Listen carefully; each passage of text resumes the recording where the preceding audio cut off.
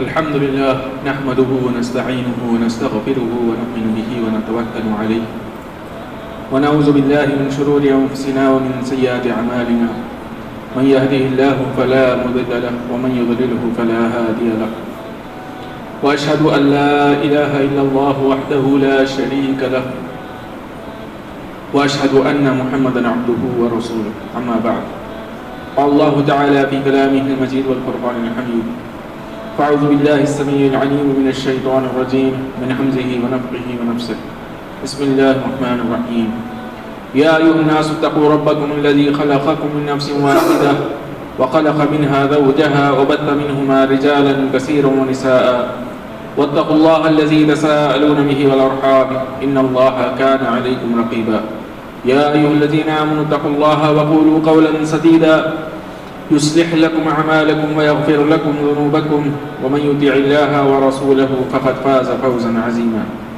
يا أيها الذين آمنوا اتقوا الله حق تقاته ولا تموتن إلا وأنتم مسلمون وقال رسول الله صلى الله عليه وسلم وشر الأمور محدثاتها وكل محدثة بدعة وكل بدعة ضلالة وكل ضلالة في النار التحيات لله والصلوات والطيبات السلام عليك على النبي ورحمة الله وبركاته السلام علينا وعلى آل عباد الله الصالحين. معزز سامعین، آج کے اس خطبہ جمعہ میں جس بات پر میں تبصرہ کروں گا وہ ہے ایمان کا معنی اور مفہوم۔ اللہ تعالیٰ سے سب سے پہلے ہم دعا کرتے ہیں کہ اللہ تبارک و تعالیٰ ہم سب کو کہنے سننے سے زیادہ عمل کی اللہ تبارک و تعالیٰ ہم سب کو توفیق عطا فرمائے، آمین یا رب العالمین۔ رب اشرح لی صدری ویسر لی امری واحلل عقدۃ من لسانی یفقهوا قولی سبحانک لا علم لنا الا ما علمتنا انک انت العلیم الحکیم۔ معزز سامعین،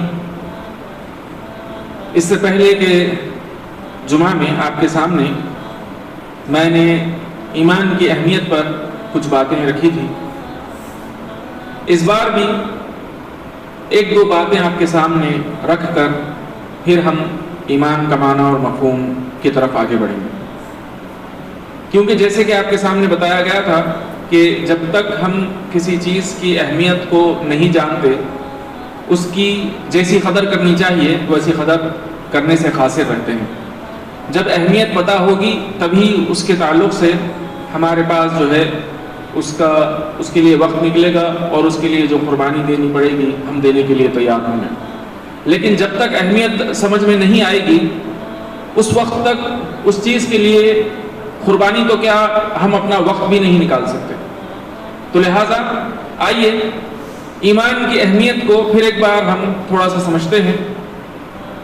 اس سے ہوتا یہ ہے کہ جب ہم بار بار کسی چیز کو سنتے ہیں، بار بار کسی چیز کو دہراتے ہیں تو اس سے وہ چیز یاد ہو جاتی ہے، اور طریقہ بھی یہی ہے۔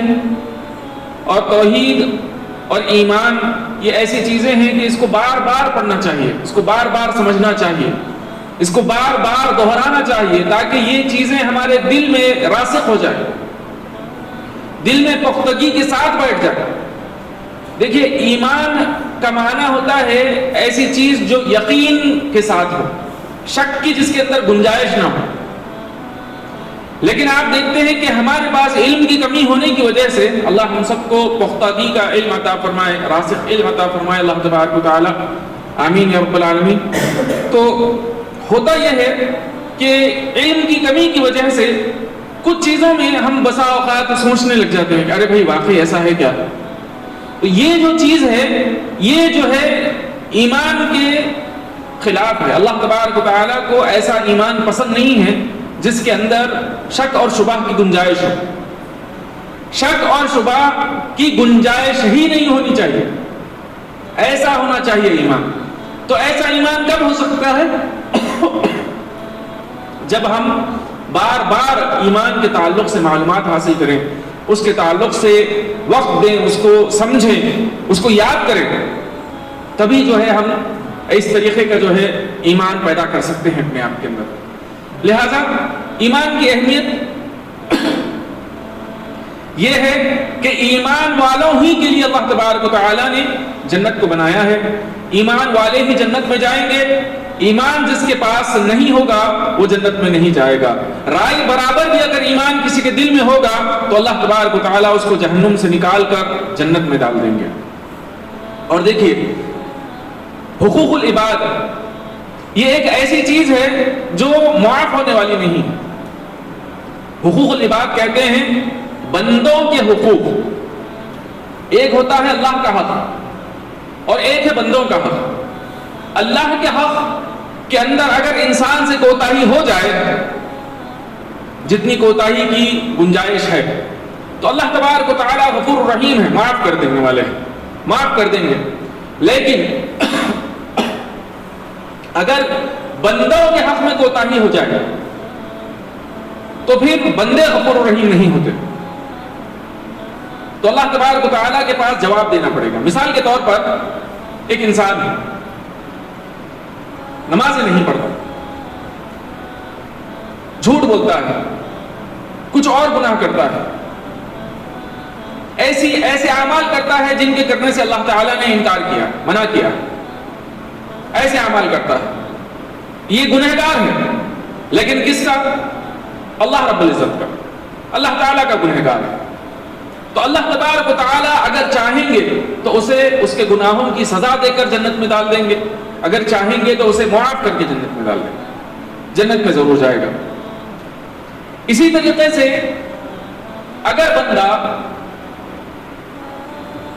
دوسروں کے حقوق کو پامال کرتا ہے, مثال کے طور پر کسی بھائی کے اوپر ظلم کر دیا, کسی کے پیسے خرچ کھا لیا, کسی کو دھوکہ دے دیا, کسی کو ناجائز تکلیف جو ہے اس نے دے دی, تو ایسا بندہ جو دوسرے بندوں کے حقوق کے اندر جو ہے کوتاہی کرتا ہے, حقوق کو طلب کر لیتا ہے, تو ایسا بندہ جو ہوگا یہ اللہ تبارک و تعالیٰ جو ہے اس کا اور بندے کا معاملہ جب تک اللہ تبارک و تعالیٰ ان کے درمیان انصاف نہیں کریں گے, اللہ تبارک و تعالیٰ اس کو معاف نہیں کریں گے.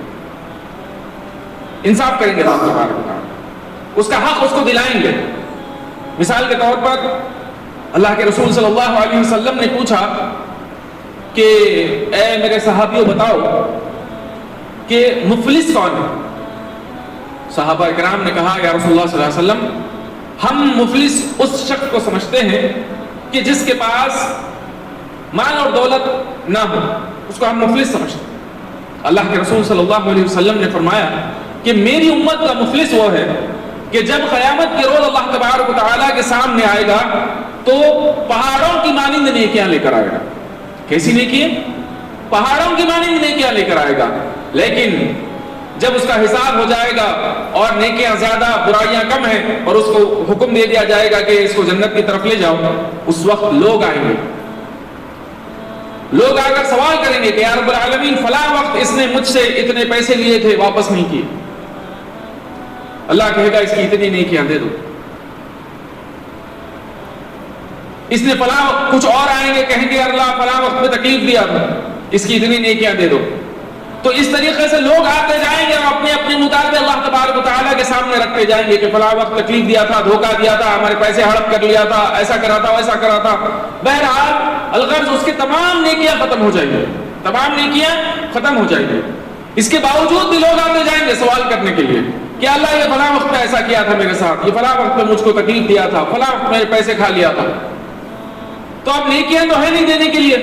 اللہ کے رسول صلی اللہ علیہ وسلم فرماتے ہیں کہ اس بندے کی برائیوں کو اس کے سر پر لاد دیا جائے,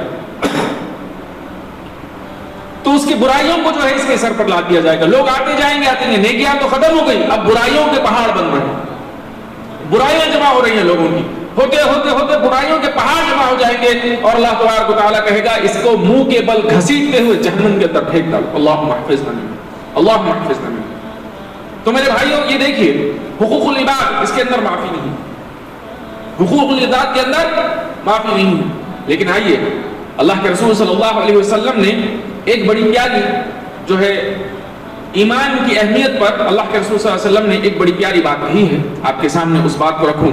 آپ صلی اللہ علیہ وسلم نے فرمایا کہ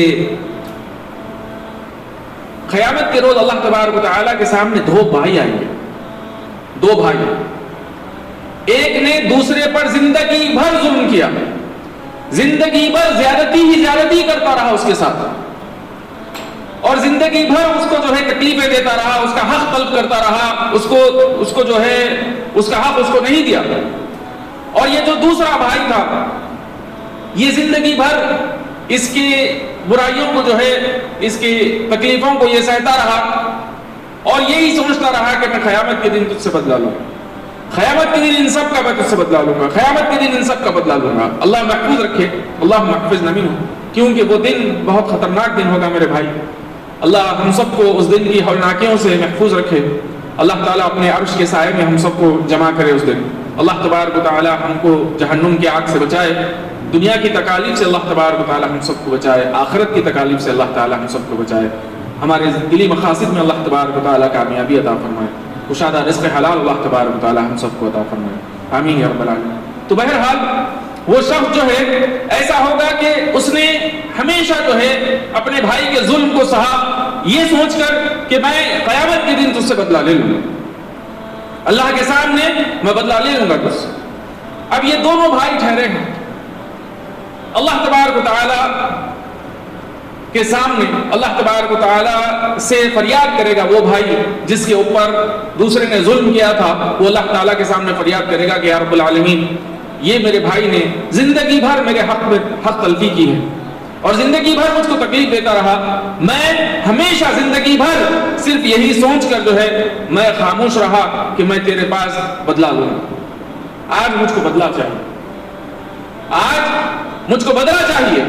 اللہ تبارک و تعالیٰ کہیں گے ذرا آسمان کی طرف نظر اٹھا، ذرا آسمان کی طرف نظر اٹھا. تو جب وہ نظر اٹھائے گا دیکھے گا کہ عالی شان محل، بہترین خوبصورت محل نظر آئے گا. پوچھے گا رب العالمین یہ اتنا عالی شان محل یہ کون سے نبی کا ہے، کس انبیاء کا، کس جو ہے اللہ تیرے ولی کا جو ہے یہ ایسا عالی شان محل ہے. اللہ کہے گا کہ اگر تو اسے معاف کر دے تو اس کے بدلے میں تجھے یہ درجہ عطا کروں گا، یہ مقام عطا کروں گا. وہ کہے گا رب العالمین مجھے منظور ہے، کہے گا رب العالمین مجھے منظور ہے، اور وہ اس کو معاف کر دے گا. اللہ تبارک و تعالیٰ فرمائیں گے کہ دونوں رسی پکڑو اور سیدھے جنت میں چلے جاؤ. اللہ اکبر میرے بھائی. یہاں پر میں رک کر آپ سب کو ایک بات یہ بھی کہنا چاہتا ہوں کہ اس حدیث کا یہ ہرگز مطلب نہیں ہے کہ ہم ہمارے بھائیوں کے حقوق کو طلب کر دیں، ہم ہمارے بھائیوں کے ساتھ زیادتی کریں، یہ ہرگز اس کا مطلب نہیں ہے. لیکن ہاں یہاں پر ایمان کی اہمیت کو بتانے کے لیے اللہ تبارک و تعالیٰ نے یہ بات ہم تک پہنچائی ہے، ایمان کی اہمیت کو بتانے کے لیے، تاکہ میرے اور آپ کے سامنے ایمان کی اہمیت سمجھ میں آ جائے کہ ایمان کی کیا اہمیت ہے. تو میرے بھائیوں اس کو غلط نہیں لینا چاہیے، بلکہ جس چیز کو جہاں پر رکھنا ہے اس کو وہیں رکھ کر اس کو جو ہے سمجھنا چاہیے. یہاں پر اللہ تبارک و تعالیٰ مجھ کو اور آپ کو گناہوں کا لائسنس نہیں دے رہے ہیں کہ نہیں تم جو چاہو کر لو، اپنے بھائیوں بہنوں کے اوپر ظلم کر لو، ناحق ان کے مال کو ہڑپ کر لو. نہیں میرے بھائی، ایسا نہیں ہے، بلکہ ایمان کی اہمیت کو بتلانے کے لیے اللہ تبارک و تعالیٰ نے یہ بات ہم کو بیان فرمائی ہے. اور آپ یاد رکھیں کہ جو لوگ جہنم میں جائیں گے، اللہ محفظنا منہم، اللہ ہم سب کو محفوظ رکھے. جو جہنم، ایمان والوں کی بات کر رہا ہوں، کافر اور مشرک کی بات نہیں کر رہا. جو ایمان والے اپنے گناہوں کی وجہ سے جہنم میں جائیں گے، جہنم میں جلیں گے، اور جہنم کا عذاب اٹھانے کے بعد جب جنت میں نکل کے جانے والے یہ جو ایمان والے ہیں میرے بھائیوں، ان میں کا ہر ایک یہی سوچ کر گناہ کرنے والا ہوگا کہ اللہ تبارک و تعالیٰ مجھ کو معاف کر دے گا. یہ حدیثیں ہم سب کو پتا ہے کہ جہنم میں کئی لوگ جائیں گے، جہنم میں سزا کاٹیں گے، اس کے بعد جنت میں جائیں گے. لیکن اس کے باوجود بھی جب گناہ پہ آتے ہیں، اللہ ہم سب کو نیک توفیق عطا فرمائے، جب گناہ پہ آتے ہیں تو گناہ ہم یہ سوچ کر کرتے ہیں کہ بھئی اللہ مجھ کو تو معاف کر دے. اللہ محفوظ نہ، اللہ محفوظ رکھے میرے بھائیوں. تو بہرحال یہاں پر بتانا یہ چاہتا ہوں کہ ایمان کی اہمیت ہے کہ ایمان کی وجہ سے اللہ تبارک و تعالیٰ انسان کو جب اگر اللہ تعالیٰ ایمان کی وجہ سے معاف کرنا چاہے تو حقوق العباد بھی اللہ تبارک و تعالیٰ اپنی طرف سے اللہ تبارک و تعالیٰ دوسرے کو اجر عطا فرمائیں گے، اور اس بندے کو ایمان کی وجہ سے، ایمان کی بنسبت اس بندے کو جنت میں داخل کر دیں گے. میرے بھائیو اسی طریقے سے ایک اور حدیث آپ کے سامنے رکھوں. اللہ کے رسول صلی اللہ علیہ وسلم نے فرمایا کہ قیامت کے دن اللہ تبارک و تعالیٰ ایمان والوں کو سامنے لے کر آئیں. ان کے جو گناہ ہوں گے اللہ تبارک و تعالیٰ ان گناہوں کو یہودیوں اور نصرانیوں میں بانٹ دیں گے. اللہ اکبر. ایمان والے کے گناہ کو ایک ایمان والا آئے گا, اس کے گناہ ہوں گے, اللہ تعالیٰ کچھ گناہوں کو یہودی کے سر رکھ دے گا اور کچھ گناہوں کو عیسائی کے سر رکھ دے گا, اور ان دونوں کو جہنم میں جو ہے عذاب دے گا اور اس کو جنت میں ڈال دے گا. اللہ اکبر. ایمان میرے بھائیو, ایمان یہ ایسی چیز ہے کہ انسان کے گناہوں کو معاف کر دے, گناہوں کا کفارہ بن جائے. اللہ تبارک و تعالیٰ زمین سے لے کر آسمان تک اگر بندہ گناہ لے کر آئے, اللہ تعالیٰ اس سے بڑھ کر رحمت لے کر آئے. سمندروں کے چھاپ کی مانند جو ہے گناہ لے کر آئے, اللہ تعالیٰ اس سے زیادہ رحمت کے ساتھ بندے سے ملے گا. زمین بھر کر بندہ گناہ لے کر آئے, اللہ تعالیٰ زمین بھر کر رحمت کے ساتھ اس سے ملے گا. میرے بھائیوں, آئیے ایک بڑی پیاری حدیث آپ کے سامنے رکھ کر انشاءاللہ میں اپنی بات کو آگے بڑھاؤں گا. اللہ کے رسول صلی اللہ علیہ وسلم فرماتے ہیں کہ اللہ تبارک و تعالیٰ نے اپنی رحمت کے 100 حصے کیے. اللہ اکبر, اللہ اکبر. اللہ تعالیٰ نے اپنی رحمت کے 100 حصے کیے. ان 100 حصے کر اللہ تعالیٰ نے ایک حصے کو 1%, اپنی رحمت کا 1% اللہ تبارک و تعالیٰ نے اس ایک حصے کو تمام مخلوقات میں بانٹ دیا. اللہ اکبر. کس میں؟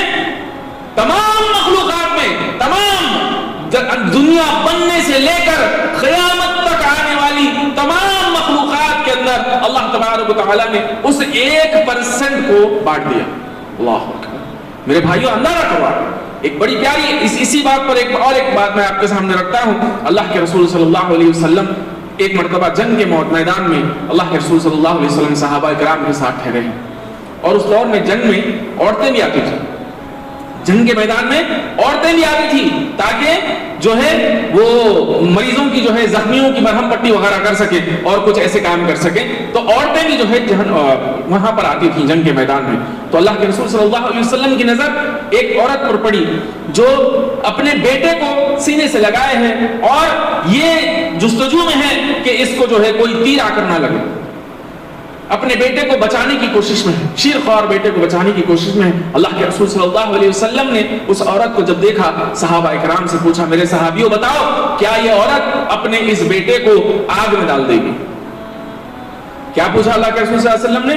صحابیوں بتاؤ کیا یہ عورت اپنے اس بیٹے کو آگ میں ڈال دے گی؟ اللہ کے رسول صلی اللہ علیہ وسلم سے صحابہ اکرام نے کہا, ہرگز نہیں یا رسول اللہ صلی اللہ علیہ وسلم, ہرگز نہیں. اللہ کے رسول صلی اللہ علیہ وسلم نے فرمایا کہ ٹھیک اسی طرح اللہ تبارک و تعالیٰ بھی اپنے کسی بندے کو جہنم میں ڈالنا نہیں چاہتا. اللہ تعالیٰ بھی اپنے کسی بندے کو جہنم میں ڈالنا نہیں چاہتا. اللہ اکبر. میرے بھائیوں, آپ اندازہ کیجئے کہ کیا محبت ہے اللہ تبارک و تعالیٰ کی کہ ایک ماں اپنی جان کے ساتھ کھیل جاتی ہے, اپنی اولاد کے لیے اپنی جان کے ساتھ کھیل جاتی ہے. یہ ہے ماں. یہ ماں کے پاس جو رحم اپنی اولاد کے تئیں آیا ہے, جو رحم اپنی ماں کے دل میں اللہ تعالیٰ نے پیدا کیا ہے اپنی اولاد کے لیے, یہ رحم میرے بھائیوں یہ اللہ کے اس 1% رحم کا پتہ نہیں کون سا وہ حصہ ہے. کیونکہ دنیا جب سے بنی ہے آخرت تک قیامت تک آنے والی تمام مخلوقات, نہ صرف انسان, تمام مخلوقات کے دل میں جو کچھ رحم پایا جاتا ہے وہ رحم اللہ تبارک و تعالیٰ کے رحم کا صرف 1%, صرف 1% رحم ہے. تو معاملہ یہ ہے کہ اللہ تبارک و تعالیٰ کی جو دنیا میں آپ دیکھتے ہیں کہ لوگ اگر کسی جانور کو بھی کوئی تکلیف ہو جائے تو لوگوں سے برداشت نہیں. یہ وہ رحم کا حصہ ہے. کون سا حصہ ہے یہ ہم کو پتا نہیں. اب آئیے اصل بات کی طرف. اللہ کے رسول صلی اللہ علیہ وسلم فرماتے ہیں کہ قیامت کے دن اللہ تبارک و تعالیٰ اپنے ایمان والے بندوں سے, قیامت کے دن اللہ تبارک و تعالیٰ اپنے ایمان والے بندوں سے ان 99% رحم کے ساتھ اللہ تبارک و تعالیٰ ملاقات کرے گا. اللہ اکبر, اللہ اکبر. بات سمجھ میں آئی میرے بھائی؟ ایمان کی یہ اہمیت ہے کہ کہ اللہ تبارک و تعالیٰ ایمان کی وجہ سے قیامت کے دن اپنے ایمان والے بندوں سے 99% رحمت کے ساتھ ملاقات کرے. اللہ اکبر. بات سمجھیے, اللہ تبارک و تعالیٰ کا نام ہے الرحمن الرحیم. یہ رحمان جو اللہ تعالیٰ کی صفت ہے, یہ رحمان صفت اللہ تبارک و تعالیٰ کی اپنی تمام مخلوقات کے لیے ہے, چاہے وہ مومن ہو چاہے وہ کافر ہو. آپ دیکھتے ہیں دنیا کے اندر اگر ایمان والا بھی ہے تو بھی اس کو رزق مل رہا ہے, کافر بھی ہے, اللہ کا نافرمان ہے, اللہ کا نافرمان تو دور, اللہ کو گالیاں دینے والا ہے, اللہ اکبر, لیکن پھر بھی اس کے رزق میں کمی آپ نہیں دیکھتے. یہ کیا ہے؟ یہ رحمان کی صفت ہے, یہ رحمان کی صفت ہے کہ اللہ تبارک و تعالیٰ اپنی ہر مخلوق کو اللہ تبارک و تعالیٰ جو ہے رزق عطا فرماتے ہیں, اس کی ضروریات کو اللہ تعالیٰ عطا فرماتے ہیں. لیکن جو رحیم ہے اللہ تعالیٰ کی صفت, الرحمن الرحیم, جو رحیم صفت ہے اللہ تبارک و تعالیٰ کی, یہ خاص ہے صرف اور صرف ایمان والوں کے لیے. یہ صفت خاص ہے صرف اور صرف ایمان والوں کے لیے. اللہ تبارک و تعالیٰ قیامت کے دن اپنے ایمان والے بندوں سے اس رحم والی صفت کے ساتھ ملا کر. میرے بھائیوں, تو آپ سوچ سکتے ہیں کہ اللہ تعالیٰ کتنے رحم کے ساتھ اللہ تبارک و تعالیٰ قیامت کے روز ایمان والوں سے ملے گا. الغرض, ایمان کی اہمیت ہم بیان کرنے چاہیں تو جو ہے بہت سارے خطبے درکار ہیں. اب آئیے, ایمان کی ہم اس اہمیت کو سمجھنے کے بعد ہم اس طرف آتے ہیں کہ ایمان کہتے کسے ہیں, ایمان کہتے کسے ہیں, ایمان آخر کیا ہے. کیونکہ آپ دیکھیں کہ بھائی جب تک ہم کو کسی چیز کے بارے میں علم نہ ہو ہم اس چیز کی اہمیت نہیں کرتے. علم ہو تو اہمیت ہوگی. تو اسی لیے ضروری ہے کہ ہم اس چیز کو سمجھیں کہ ایمان کیا ہے. کیونکہ ایمان کیا ہے پتا ہوگا تو ایمان کی حفاظت کریں گے, ایمان کی حفاظت میں اپنی جان قربان کر دیں گے. لیکن ایمان کیا ہے پتا ہی نہ ہو, ایمان کیا ہے پتا ہی نہ ہو تو کیسے اس کی حفاظت کریں گے. آئیے ایک چھوٹی سی بات آپ کے سامنے رکھ کر اپنی بات کو آگے بڑھاتا ہوں. اللہ کے رسول صلی اللہ علیہ وسلم نے فرمایا کہ قیامت جو ہے بنی اسرائیل میں دو لوگ تھے. بنی اسرائیل میں دو لوگ تھے, ایک شرابی تھا اور ایک عابد تھا. ایک کون تھا؟ شرابی تھا, اور ایک عابد تھا, عبادت گزار. یہ دونوں سفر کے لیے نکلے. پہلے کے دور میں جو ہے راستوں میں قبیلے ہوتے تھے, تو ایک قبیلے والوں نے ان کو پکڑ لیا. وہ قبیلے والوں کا ایک بت تھا, ایک بت تھا. بت بولے تو سمجھتے ہیں آپ لوگ, خدا ایک مورتی جو ہے بنا کر رکھ لیے تھے. ایک بت تھا ان کا, تو بت کو وہ پوجا کرتے تھے, اس کو اپنا خدا مانتے تھے. انہوں نے کہا کہ دیکھو یہ ہمارا خدا ہے, اگر تم کو یہاں سے جانا ہے تو اس کے سامنے کچھ بھیٹ چڑھاؤ, اس کے سامنے کچھ بھیٹ چڑھاؤ, اس کو کچھ عطیہ دو, اس کے سامنے کوئی چیز ذبح کرو, اس کے سامنے کوئی چیز ذبح کرو تو ہم تو اس کو جانے دیں گے. اگر اس کے سامنے کوئی چیز ذبح نہیں کرے گا, اگر اس کے سامنے کوئی چیز نہیں مارے گا تو ہم تجھ کو جانے نہیں دیں گے, ہم تجھ کو قتل کر دیں گے. وہ دونوں نے کہا کہ بھائی ہم مسافر ہیں, ہمارے پاس کوئی چیز نہیں ہے, ہمارے پاس دینے کے لیے کچھ نہیں ہے, ہمارے پاس کوئی جانور نہیں ہے جو ہم تمہارے بت کے سامنے ذبح کر سکے, کچھ نہیں ہے ہمارے پاس.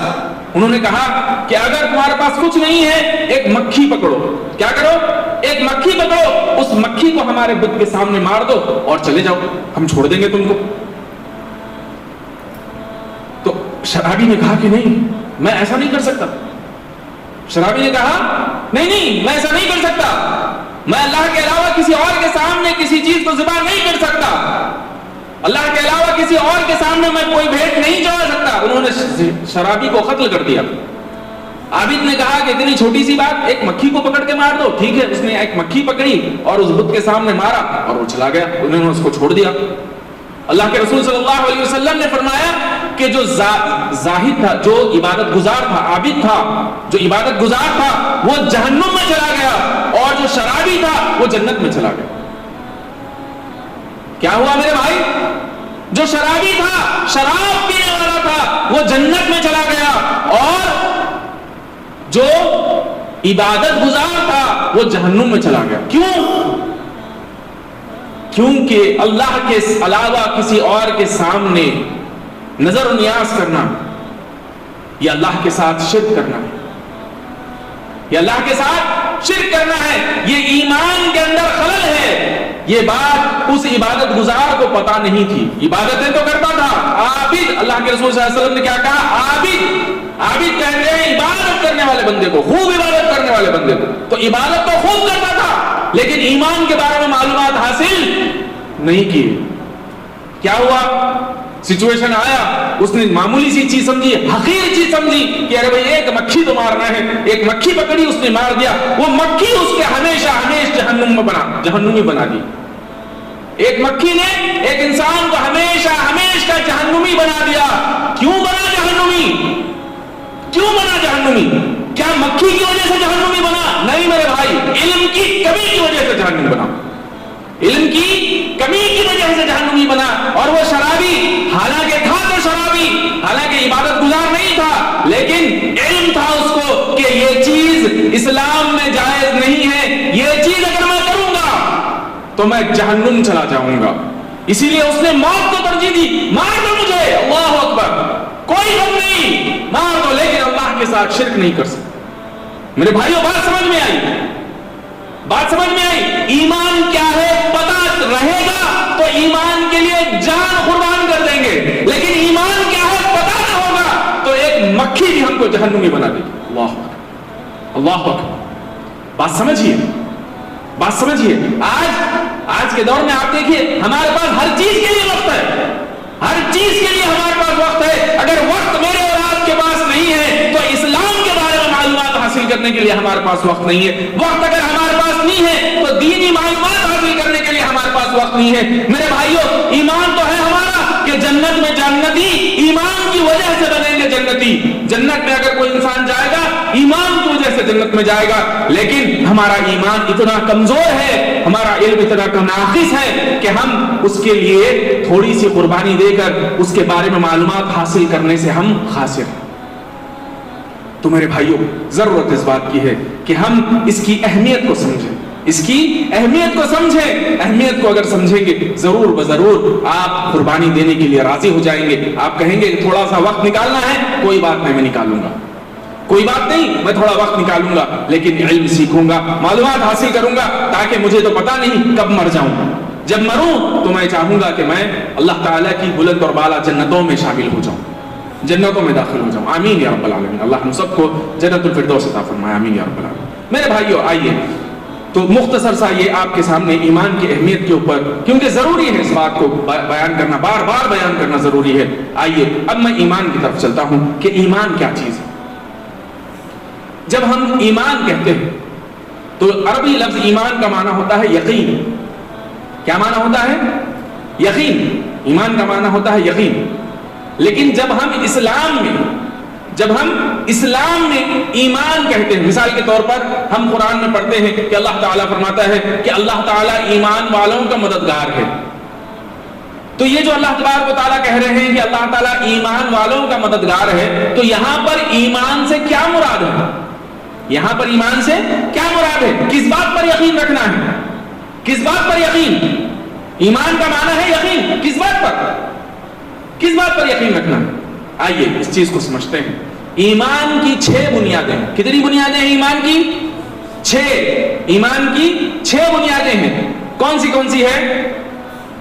اراکین ایمان جنہیں ہم کہتے ہیں. آمنتو باللہ، ایمان لایا میں اللہ پر، وملائکتہ، اس کے ملائکہ پر، وکتبہ، اس کی کتابوں پر، ورسلہ، اس کے رسولوں پر، والیوم الآخر، قیامت کے دن پر، یعنی کہ مرنے کے بعد دوبارہ اٹھائے جانے پر. اور آخری چیز کیا ہے؟ والقدر خیرہ وشرہ من اللہ تعالی، اور ہر اچھی اور بری تقدیر اللہ تعالیٰ کی طرف سے ہے. یعنی کہ اچھائی بھی ہے تو اللہ تعالیٰ کی طرف سے ہے، برائی بھی ہے تو اللہ تعالیٰ کی طرف سے. یہ 6 چیزیں ایمان کے ارکان ہیں، ایمان کی بنیادیں ہیں. یہ 6 چیزیں کیا ہیں؟ ایمان کی بنیادیں ہیں. ان 6 چیزوں پر ایمان کی عمارت ٹھہری ہوئی ہے.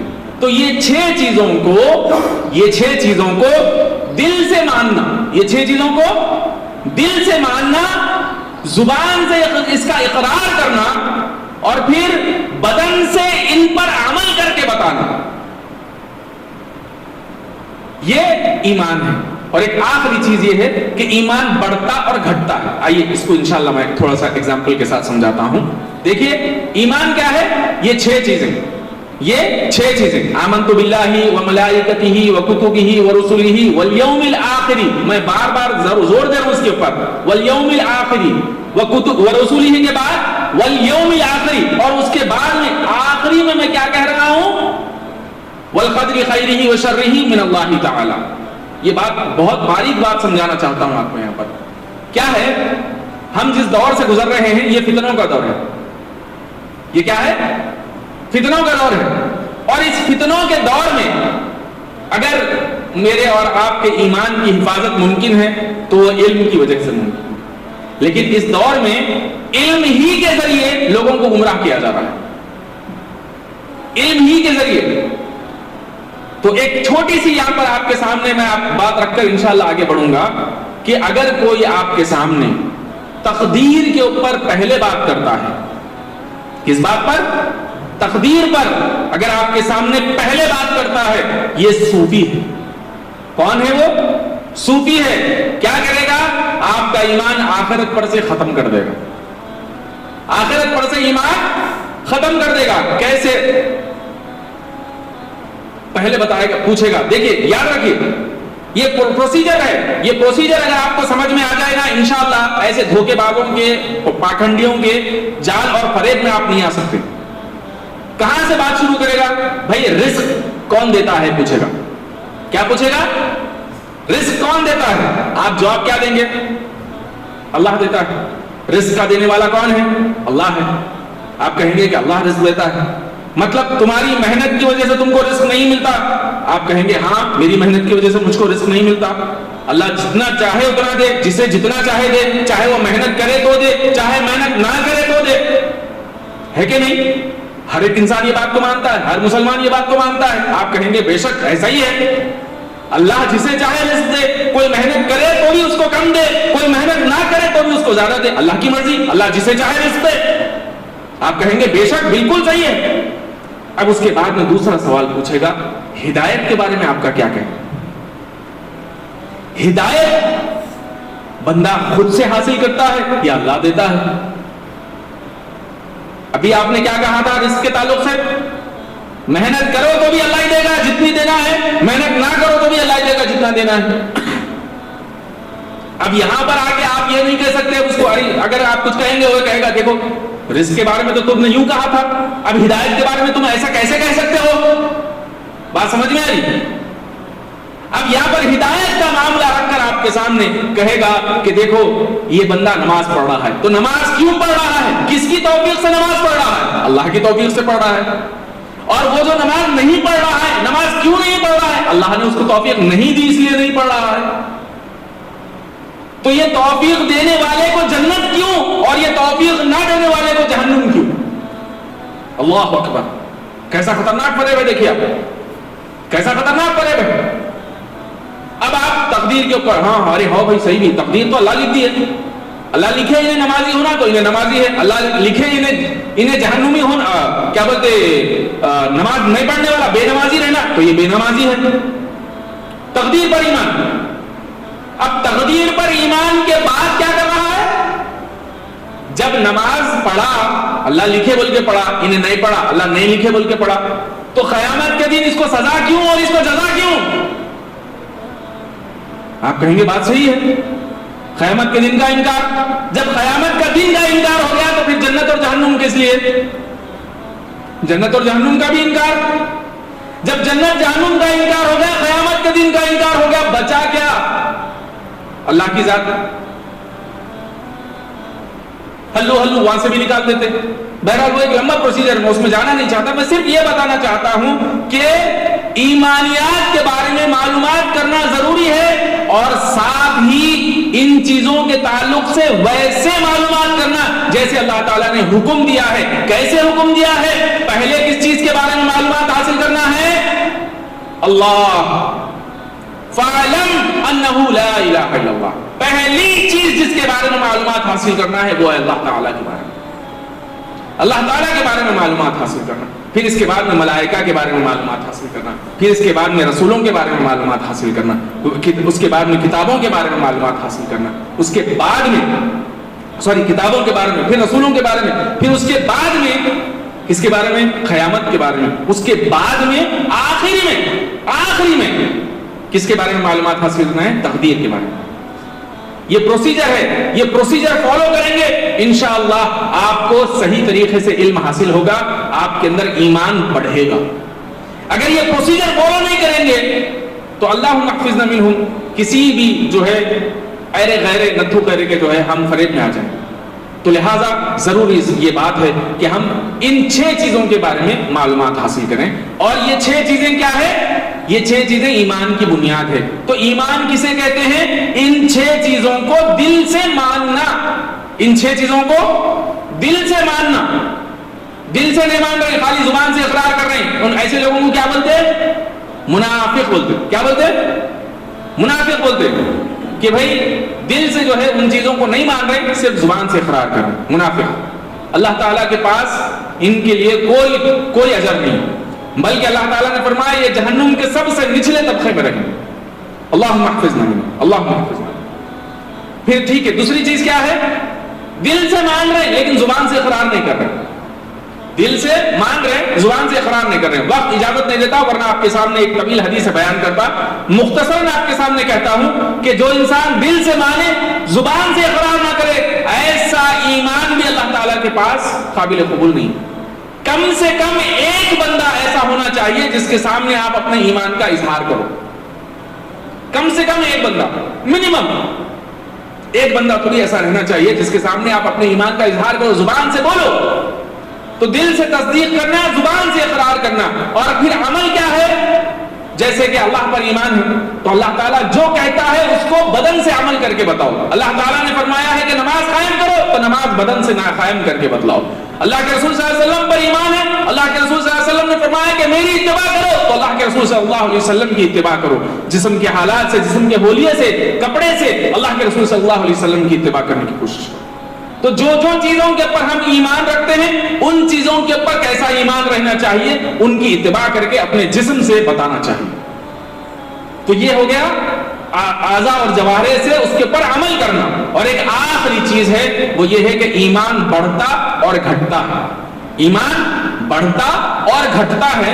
یہ ایمان کے 4 ارکان ہیں. ان 4 چیزوں پر جس کا ایمان ہو اسے کہتے ہیں کہ یہ ایمان والا ہے. جب ہم ایمان والا کہتے ہیں تو کیا ہے؟ اراکین ایمان 6 اراکین ایمان: آمنت باللہ وملائکتہ وکتبہ ورسلہ والیوم الآخر والقدر خیرہ وشرہ من اللہ تعالی. یہ 6 چیزوں کو دل سے ماننا، زبان سے اس کا اقرار کرنا، عمل سے، بدن سے عمل کر کے بتانا. اور چوتھی چیز کیا ہے؟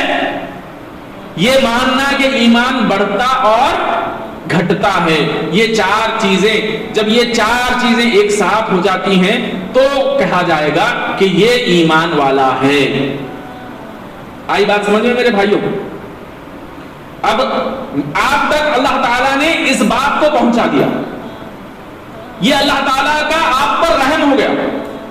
کیا ہوگا؟ یہ اللہ تعالیٰ کا مجھ پر اور آپ پر رحم ہو گیا کہ اللہ تعالیٰ نے اس بات کو میرے اور آپ تک پہنچا دیا.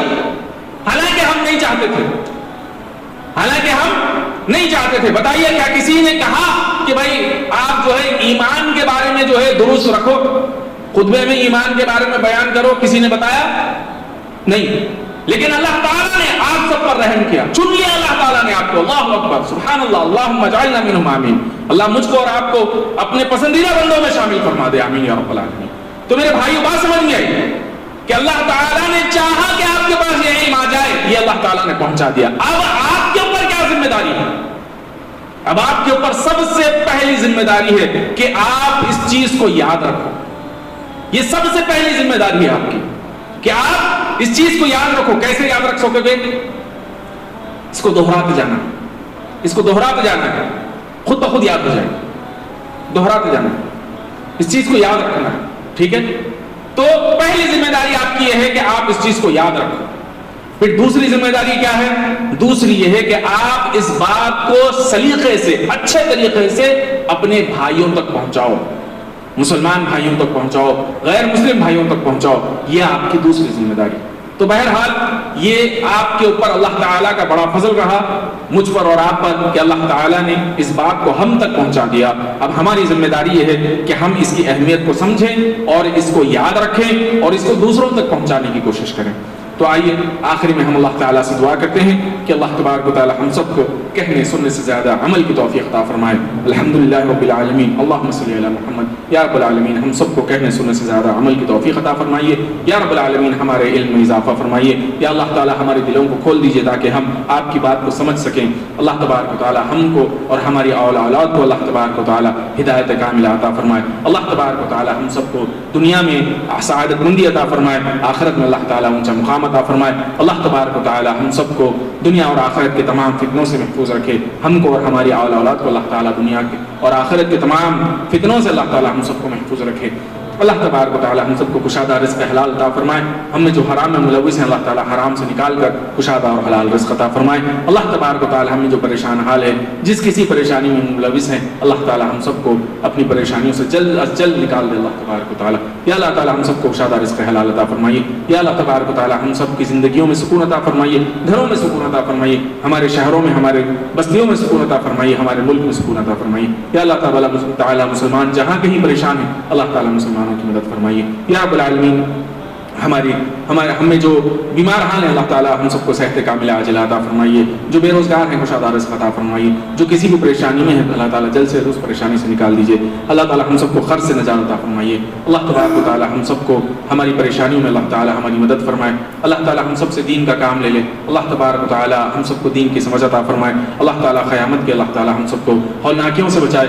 اللہ تعالیٰ اپنے عرش کے سائے میں اللہ تعالیٰ ہم سب کو جگہ عطا فرمائیے. یا اللہ تعالیٰ ہم سب کو اللہ کے رسول صلی اللہ علیہ وسلم کا حقیقی پڑوس عطا فرمائیے جنت الفردوس میں. یا اللہ تبارک و تعالیٰ ہم سب کو کشادہ رزق حلال عطا فرمائیے. جب تک زندہ رکھے اللہ ہم سب کو جو ہے ایمان اور عافیت میں اللہ تعالیٰ ہم سب کو زندہ رکھے. جب ہمارا خاتمہ ہو، اسلام پر ہمارا خاتمہ ہو، اس حال میں اپنے پاس بلائے کہ ہمارے تمام گناہوں کو معاف فرما چکا ہو اور ہم سے راضی اور خوش ہو چکا ہو. وآخر دعوانا ان الحمدللہ رب العالمین.